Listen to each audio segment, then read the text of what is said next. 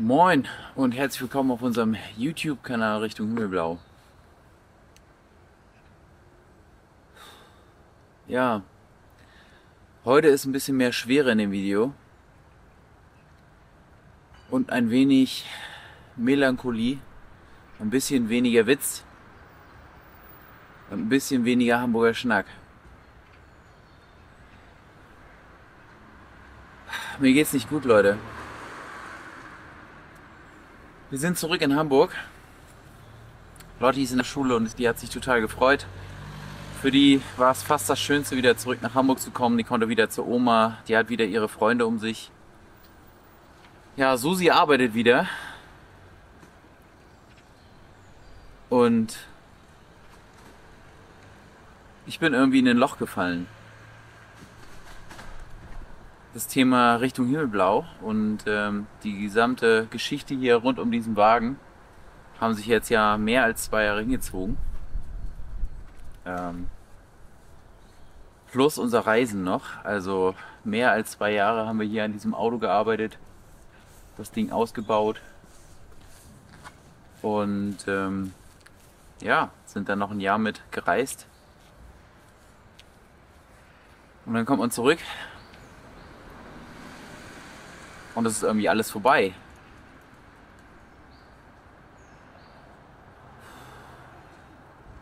Ich habe extrem schlecht geschlafen jetzt, die ersten Nächte hier zurück in Hamburg. Und hatte echt viele Fragen, so. Also, wie geht's weiter? Was ist das nächste Projekt? Was machen wir? Ich habe so eine innerliche Zerrissenheit, so dieses Ding, die ganze Zeit gesagt zu haben, hey, genieß dein Leben, sei am Strand, nutze jede Zeit, die dir das Leben schenkt und ja,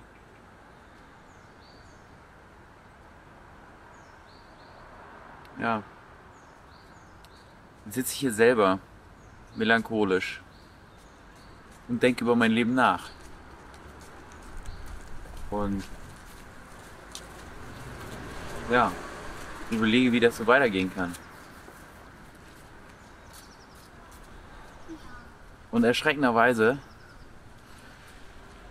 hatten wir uns im Vorfeld unterhalten und gesagt, hey, wie geht's mit Richtung Himmelblau weiter? Was wollen wir jetzt machen, wenn unsere Reise vorbei ist? Also was Susi macht, war eigentlich relativ klar. Die ist wieder zurück in ihren alten Job. Die hat halt das Glück, dass sie da wieder anfangen konnte. Was Lotti macht, war auch relativ klar. Naja gut, und ich habe halt ja meinen Job gekündigt. Ich habe ja alles aufgegeben. Ich habe mich 3 Jahre mit diesem Auto hier beschäftigt. Ich habe 3 Jahre intensive Zeit hier am Auto, um das Auto herum verbracht. Und ja, das ist plötzlich dann halt vorbei, ne? Ich habe nach wie vor immer noch Phantomschmerzen hier im Finger. Ich weiß nicht, die Leute, die die Richtung Himmelblau Videos gesehen haben, die werden sich daran erinnern. Unten beim Sägen im Keller ist mir fast der Finger weggeflogen. Ja, und der tut immer noch teilweise weh. Ja, und jetzt haben wir das Auto verkauft. Weil wir gesagt haben, das Auto passt eigentlich nicht mehr zu unserem jetzigen Leben. Unser Leben verändert sich.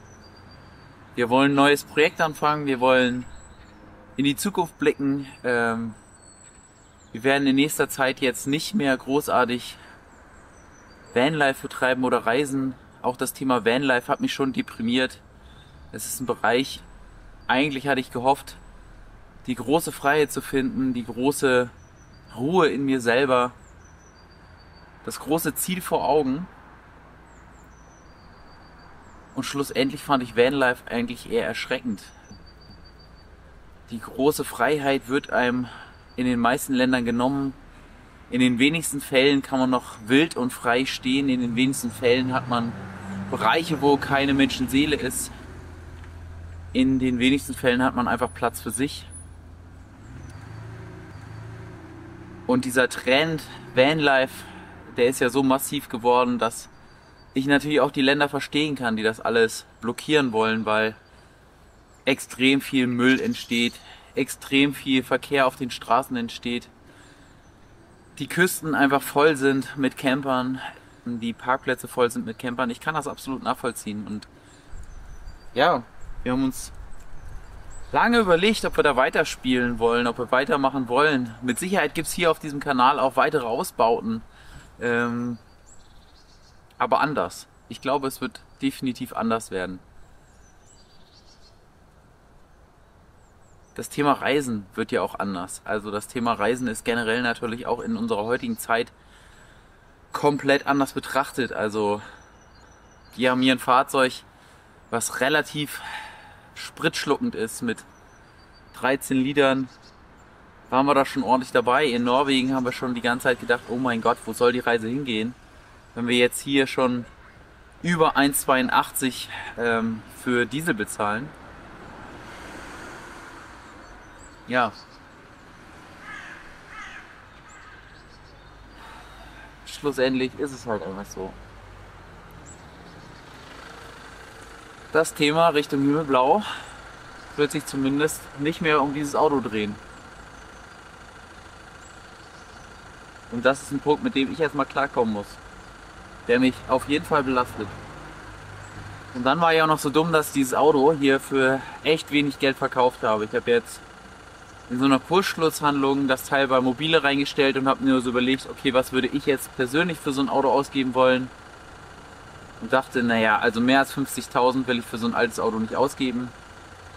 Deswegen haben wir ihn jetzt für 46.800 Euro verkauft. Ja, und das war krass halt. Also, ich hätte nie mit so einer Resonanz gerechnet. Ich hätte nie gedacht, dass so viele Kaufanfragen kommen. Ich hätte nie gedacht, dass so viele Leute sich für dieses Auto interessieren, dass so viele Leute dieses Auto haben wollen. Dass gerade dieser Bereich mit Allrad einfach so verrückt geworden ist. Ja, und am Ende habe ich dann gedacht, okay, aber ich will da auch nicht mitspielen. Ich will jetzt dieses Auto halt auch nicht für 60.000 Euro verkaufen, nur weil es ein Allradfahrzeug ist. Das kann man eigentlich auch nicht unterstützen.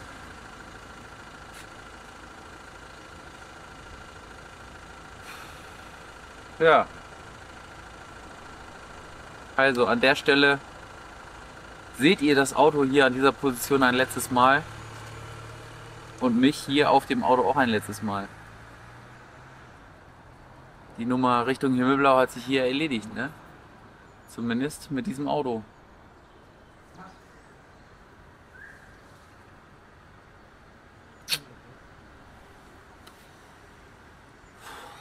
Also, es hat mir unheimlich viel Spaß gemacht, dieses Auto auszubauen. Es hat mir unheimlich viel Spaß gemacht, dass es euch so viel Spaß gemacht hat. Es hat mir unheimlich viel Spaß gemacht, mit euch zu schreiben, mit euch zu diskutieren, diese ganzen Punkte zu besprechen.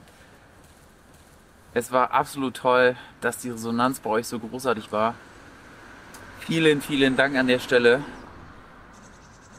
Ich finde es nach wie vor großartig. Es wird weitergehen mit Richtung Himmelblau, nur nicht so, anders. Oh, Alter, ich bin so doof. Ey, jetzt guck dir das mal an. Ich habe ja unser Wohnmobil bei Mobile reingehauen für 46.800, weil ich so dachte, hey, für was würde ich den kaufen? Was ist der noch wert? Baujahr 2008 und so. Ich habe aber im Vorfeld nicht geguckt, was so Allradfahrzeuge überhaupt kosten. Und jetzt habe ich 79 Anfragen, die alle das Auto kaufen wollen. Und 211 Leute haben das geparkt. Insgesamt 9.516 Leute haben sich das angeguckt. Absoluter Wahnsinn. Ein Run auf dieses Auto. Und ich Trottel habe es echt einfach für 46.800 hergegeben. Schütte, wa? Okay. Oh Gott. Zeig deine, hast du deine Finger schön gemacht? Nagellack. Du meinst, du sprichst von meinen gequetschten?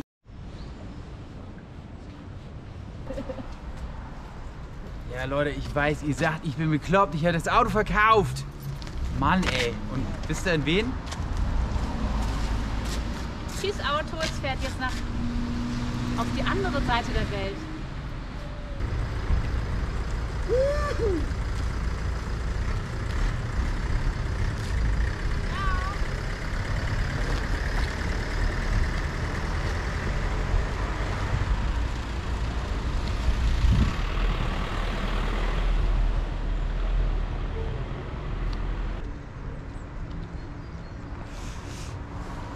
Tja. Jetzt ist er weg, ne? Oh, Leute, das ist ein echt komisches Gefühl. Genau hier, wo wir jetzt stehen, haben wir 2 Jahre lang an dieser Karre geschuftet. Durch Wind und Wetter, durch viel Tränen, durch Blut, durch Schweiß. Und plötzlich ist das Ding einfach weg, ne? Ja, das ist schon echt krass. Für Geld. Das war unser Zuhause für ein Jahr. Das ist schon... Ja, er wird mir fehlen. Mir auch. Vielen Dank fürs Anschauen, Leute. Haltet die Ohren steif. Bleibt gesund. Bis bald. Bis bald. Mit einem neuen Projekt, das wird super spannend, das wird super toll. Bleibt bitte dran. Ey, glaubt mir, freut euch drauf. Tschö.